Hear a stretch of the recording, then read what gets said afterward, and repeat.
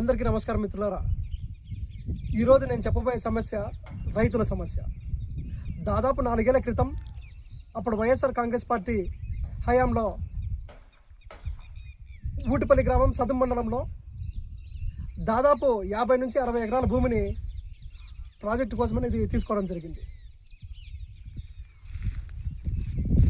రైతులకి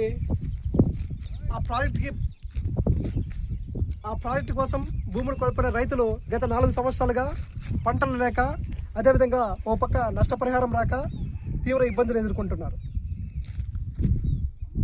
ఇక్కడ ఉన్నటువంటి ఎస్సీ కుటుంబాలే కాకుండా దాదాపు ఈ చుట్టుపక్కల పనుల్లో బీసీ, ఓసీ అందరి దగ్గర కలిపి దాదాపు 60 ఎకరాలు సేకరించడం జరిగింది, డీకేటీ మరియు పట్టాలతో సహా. ఈ రోజున దీంట్లో మేము కూడా ఒక బాధ్యతలమే, దాదాపు మా భూమి కూడా ఇందులో పోవడం జరిగింది. ఈ రోజున మేము కొత్తగా వచ్చిన కుటుంబ ప్రభుత్వానికి ఒకటే వినిపించుకుంటున్నాం. అయ్యా, మీరు అధికారంలోకి వచ్చిన తర్వాత ఈ రైతుల కష్టాలు పట్టించుకోండి, మా యొక్క కష్టాలు పట్టించుకోండి. తక్షణం ఏదైతే నష్టపరిహారం తక్షణం చెల్లించాలని ఈరోజు మేము మిమ్మల్ని అయితే డిమాండ్ చేయడం జరుగుతుంది. తక్షణం ముఖ్యమంత్రి గారు, అదేవిధంగా మన జిల్లా మంత్రి రాంప్రసాద్ రెడ్డి గారు వీళ్ళందరూ కూడా స్పందించి నష్టపరిహారం వచ్చే విధంగా చర్యలు తీసుకోవాలని మేమైతే డిమాండ్ చేస్తున్నాం. అదేవిధంగా ఈ రైతులకి అండగా నిలబడాలా. గత 4 సంవత్సరాల నుంచి కూడా ఎటువంటి పంటలు లేని కారణంగా నష్టపోవడం జరిగింది.